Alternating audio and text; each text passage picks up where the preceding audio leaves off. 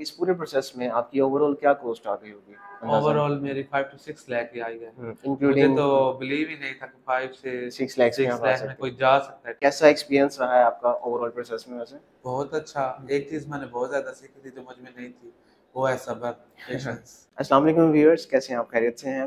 मेरा नाम हमज़ा है और आज हमारे साथ हमारे एक और स्टूडेंट मौजूद है जिनका रिसेंटली इटली की साइड से वीज़ा अप्रूव हुआ है।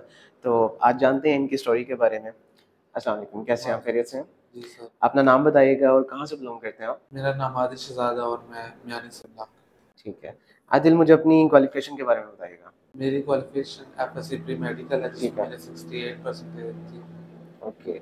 आपने एफएससी जो है वो कौन से ईयर में कंप्लीट किया अपना? 2024 में मैंने ठीक कंप्लीट है। आपको इटली की तरफ से वीज़ा ग्रांट हुआ है, जी तो सर। फ़र्स्ट ऑफ ऑल तो उसके लिए बहुत कांग्रेचुलेशन। Thank you sir. मुझे ये बताइएगा कि आपका किस यूनिवर्सिटी में अप्लाई किया गया था? यूनिवर्सिटी ऑफ ट्रिस्ट में। क्रिस्टी में, और किस प्रोग्राम में एडमिशन आया था आपका? Business administration and management. ठीक है।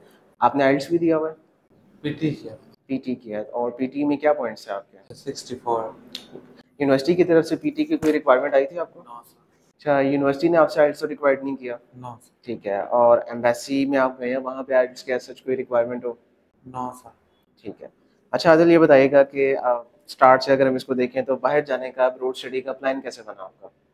प्लान ये एक रैंडम था मेरे ऐसे ही दिमाग, जब मैंने अपनी इंटर कंप्लीट की थी तो उसके बाद काफ़ी ज़्यादा मेरे जो टिकटॉक पेज था उस पे वीडियोस आने लगी। ठीक है। तो आप सर तनवीर की भी काफ़ी वीडियोस आती थी, हम्म। वो बताते थे कि इटली के लिए ऐसे। मुझे तो पहले फर्स्ट ऑफ ऑल यकीन ही नहीं आता था कि 5 से 6 लाख के बजट में हम्म। किस तरह एक बंदा इटली जा ऐसे सकता ही है। है। तो फिर मैंने आपसे कॉन्टैक्ट किया, फिर मिस हुमैरा से मेरा कॉन्टैक्ट हुआ, उन्होंने मुझे सारी डिटेल समझाई। हम्म। तो जनवरी में मैंने आपका ऑफिस विज़िट किया और रजिस्ट्रेशन की, फिर आगे से सारा प्रोसेस हुआ। चलिए, जनवरी में बेसिकली आप एनरोल्ड हुए थे, जी तो सर। इसमें फिर आपकी जर्नी के बारे में थोड़ा सा जानते हैं। तो कैसा एक्सपीरियंस रहा है आपका ओवरऑल प्रोसेस में वैसे? बहुत अच्छा। एक चीज़ मैंने बहुत ज़्यादा सीखी थी जो मुझ में नहीं थी, वो है सब्र, पेशेंस। ऐसे ही है। यूरोप जो है वो आपसे सब्र मांगता है। माँगता है ऐसे। जैसे लेकिन ये है कि अल्टीमेटली अगर आप टाइम दे रहे हैं तो एक अच्छा रिस्पॉन्स मिलता है इसमें रिस्पॉन्स आपको। बनता है। और अच्छा।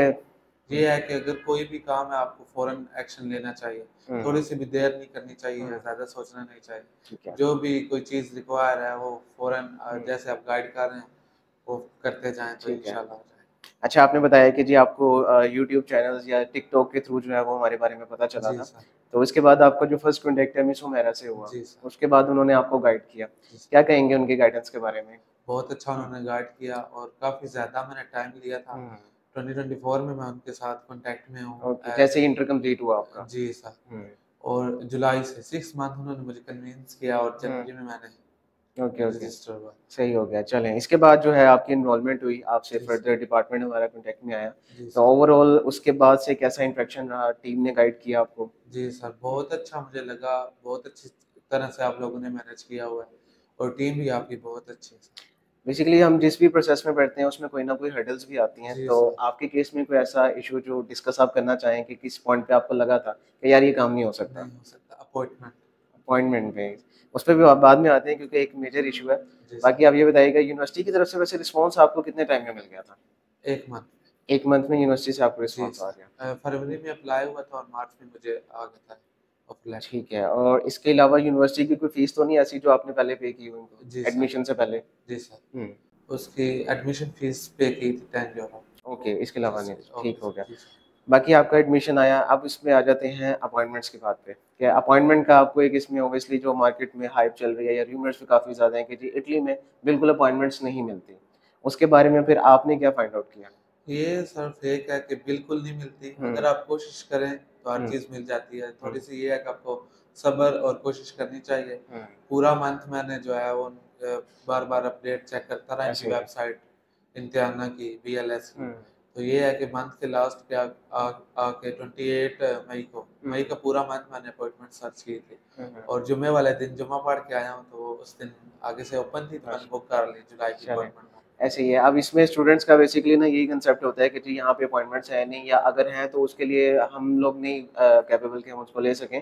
तो बेसिकली यही चीज़ हमने भी ऑब्जर्व की है कि जब आप एक प्रोसेस में आ रहे हैं, आपको थोड़ा-सा हार्ड वर्क ज़रूर देना जी पड़ता है। सर। क्योंकि उसके लिए गाइडेंस हमारी तरफ से है, लेकिन आपकी तरफ से फीडबैक हमें चाहिए। जी सर। अगर आपने ट्राई किया है तो आपको अपॉइंटमेंट मिली है और माशाल्लाह उसके बाद आप एम्बेसी में गए हैं। जी तो सर। इसके अकॉर्डिंग देखें तो मतलब ईज़िली अपॉइंटमेंट आपको इतने टाइम में मिल गई मिल थी। गई थी। ठीक है। 1 मंथ लगा तो मिल गई थी। उसके बाद चलें बेहतर हो गया। अब आप बाकी इसमें वीज़ा के बारे में बताइएगा। आपकी वीज़ा फाइल कंप्लीटली रेडी हुई जी सर। और बैंक स्टेटमेंट की तरफ थोड़ा-सा आते हैं। तो स्टेटमेंट का बता सकते हैं कितनी जी अमाउंट रखवाई सर। आपने? स्टेटमेंट मेरी 28 लाख थी, हुँ। जो मैंने आपसे रजिस्टर होने से पहले ही रख दी थी। Okay, okay.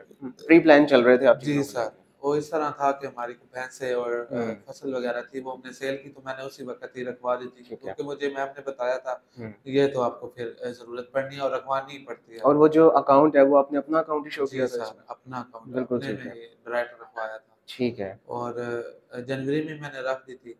फिर जब मैंने शो करवानी थी एम्बेसी के टाइम पे फाइल हुँ, से, वो मैंने मार्च से लेके फिर जुलाई तक शो करवाए।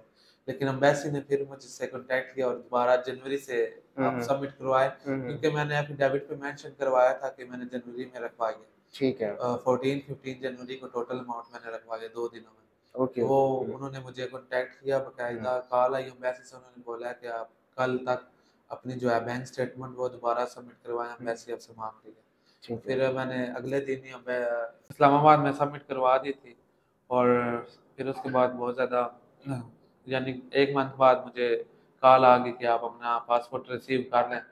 पासपोर्ट रिसीव किया और उसपे वीज़ा और डीओबी का हुँ। सर्टिफ़िकेट था। चलें, गुड हो गया।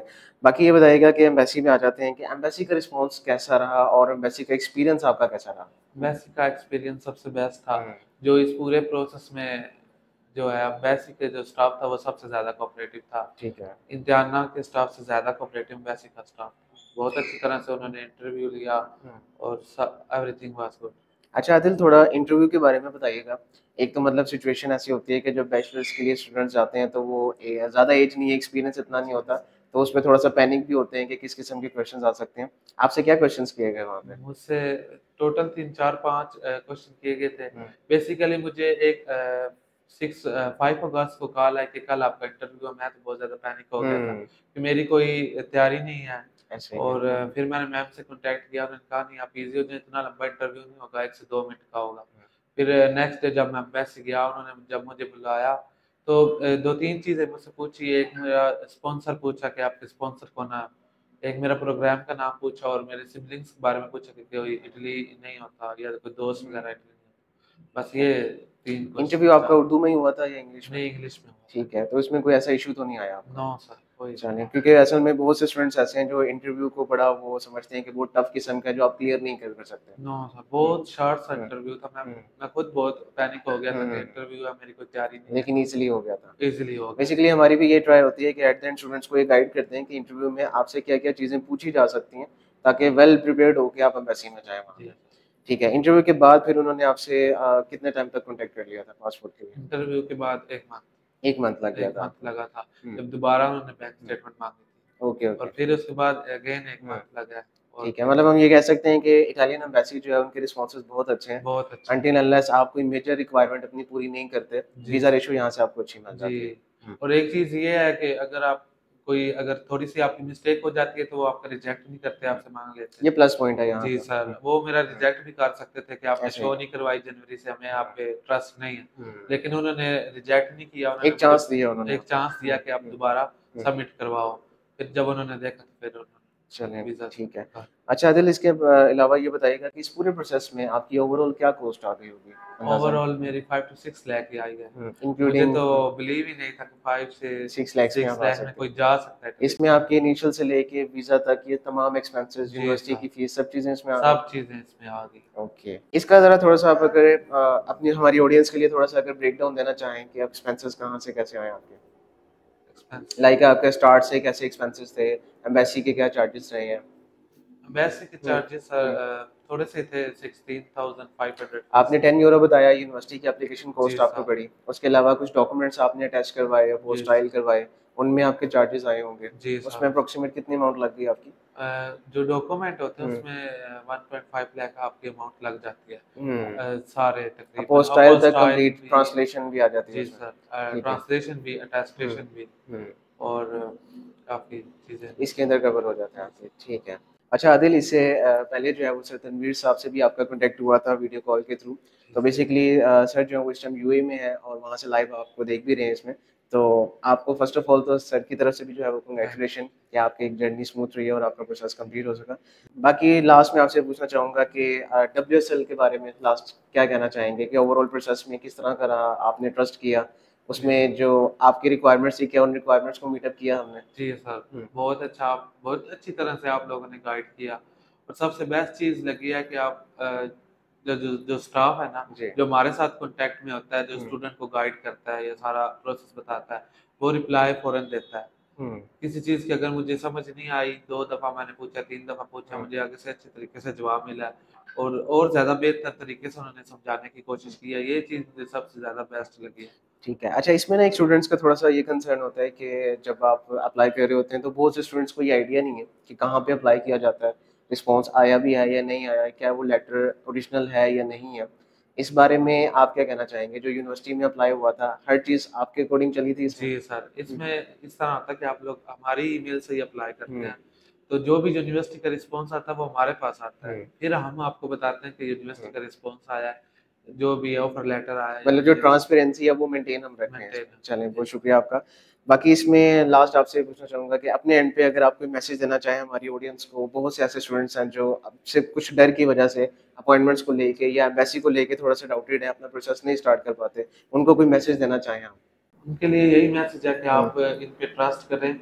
मेन चीज़ एक यही होती है कि थोड़ा-सा ये लंबा प्रोसेस होता है, बट ये है कि अगर आप कोशिश करें, थोड़ा-सा सब्र रखें और इनकी गाइडेंस लें अच्छी तरह से, तो आपका प्रोसेस हो जाता है। मुझे भी बिलीव नहीं आ रहा था कि मैं इस तरह का होता है, लेकिन आज मैं आपके सामने बैठा हूँ और मेरे पास मेरा इटालियन स्टूडेंट वीज़ा है।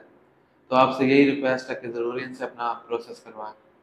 चलिए, बहुत शुक्रिया Adil and best of very हाँ, for your future. Thank you.